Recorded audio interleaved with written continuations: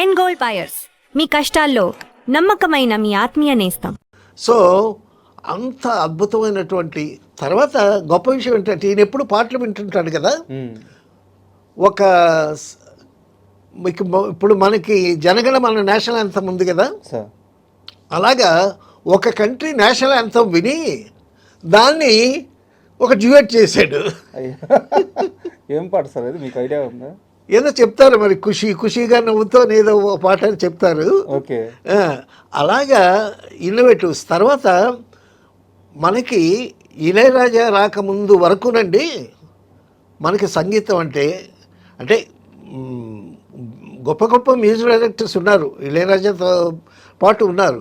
కానీ మన తెలుగు వాళ్ళు కూడా ఎప్పుడు హిందీ మ్యూజిక్, హిందీ పాటలు బాగా ఎంజాయ్ చేసేవాళ్ళు.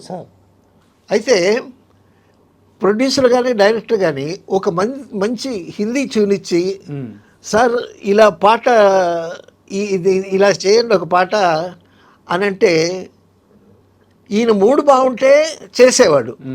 ఆ రాగం తీసుకొని ఆ ఛాయలో కనిపించకుండా ఆ ట్యూన్ని తన ఒరిజినల్ ట్యూన్లాగా మార్చుకుని చేసేవాడు.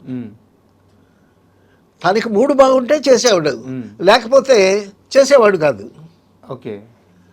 తర్వాత ఎన్టీ రామారావు గారు మ్యూజిక్ సిట్టింగ్లో, ఎన్టీ రామారావు మ్యూజిక్ సిట్టింగ్లో కూర్చొని ఎన్టీ రామారావు గారు మ్యూజిక్ సిట్టింగ్ ఉంటే పక్కన తమ్ముడు గారు త్రివిక్రమరావు గారు కూర్చుంటారు.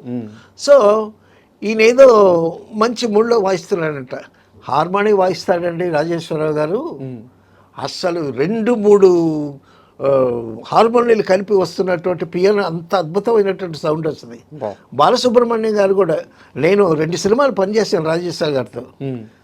కాలం మారింది ఒకటి, నేరం శిక్ష ఒకటి. నేను ప్రత్యక్షంగా ఆయన హార్మోని వాయించడం చూసి అద్భుతంగా వాయిస్తాడు. ఈ ఒకసారి మ్యూజిక్ సిట్టింగ్లో కాలం మారింది మ్యూజిక్ సిట్టింగ్కి అందరూ వచ్చేసాడండి. ఆయన కాస్త లేటుగా వస్తాడు, అందరూ వచ్చినా కూడా లేటుగా వస్తాడు ఆయన. మరి ఆయన ఇంటి దగ్గర కాలకృత్యాలు తీర్చుకొని రావాలి కదా. సో ఆ శిష్య బృందం అంతా వచ్చిన తర్వాత వస్తాడు ఈయన. మాకు వాసిరాజు ప్రకాశం గారేమో ప్రొడ్యూసరు, ఈయనేమో ఫోన్ చేస్తాడు రాజేశ్వరరావు గారికి. గురువు గారు రాజేశ్వరరావు గారు అంటే భలే ప్రేమ ఈయనకి. చాలామందికి ఆయన అంటే చాలా ఇష్టం. గురువు గారు, డైరెక్టర్ గారు వచ్చారు, అసిస్టెంట్ డైరెక్టర్లు వచ్చారు, మీ వాద్య బృందం వచ్చింది, మీ తబలా వచ్చింది, మీ హార్మోని వచ్చింది, అందరూ వచ్చారు సార్, మీరొక్కరే రావాలి సార్ అని అంటాం. సార్ మా ఇంట్లో మెంబర్స్ ఎక్కువండి, బాత్రూమ్ ఒకటేనండి, నన్ను లోపలికి పంపించాలండి వాళ్ళు అని అంటే ఆ ముచ్చట ఇప్పుడు నమ్ముకోవటం ఆయన. తర్వాత అండి మ్యూజిక్ సిట్టింగ్లో ఒకసారి జానకి గారు రిహార్సల్కి వస్తారు. సో అందరం కూర్చుంటే ఇంతలోకి జానకి గారు వచ్చారు. వచ్చేసరికి జానకి గారు వచ్చారయ్యా, జరగండి అయ్యా. ఆయన కొంచెం వాయిస్ ఫీబుల్గా ఉంటుంది, గమ్మత్తుగా ఉంటుంది. బాలసుబ్రహ్మణ్యం గారు ఇమిటేట్ చేస్తారు కూడా రాజేశ్వర గారి వాయిస్. జరగండి అయ్యా, అమ్మాయి గారు వచ్చారు జరగండి అని అంటే వాళ్ళు జరిగారు. ఇంకా జరగండి అయ్యా, అమ్మాయి గారు కూర్చోవాలి మధ్యన అంటే ఈవిడ నవ్వుంది. ఎందుకంటే ఈవిడ కూర్చోవటానికి కొంచెం లావుగా ఉంటుంది కదా జానకి గారు. ఆవిడని చమత్కారాలు అనమాట, భలేగా చురకలు అనిపిస్తుంటాడు ఆయన. అవన్నీ చాలా స్పోర్టివ్గా ఎంజాయ్ చేస్తారు వీళ్ళంతా. ఒకసారి ఘంటసాల గారికి ఏ గాయకుడికైనా సరే అండి, రాజేశ్వరరావు గారి రికార్డింగ్ అంటే చాలా ఎలర్ట్గా ఉంటారు. ఎందుకంటే ఆయన సరస్వతి పుత్రుడు, ఎక్కడ చిన్న సిలబుల్ తప్పినా సరే ఒప్పుకోడు, పట్టేస్తాడు. ఒకసారి ఘంటసాల గారు పాడుతున్నారు, ఈయన మ్యూజిక్ డైరెక్టరు.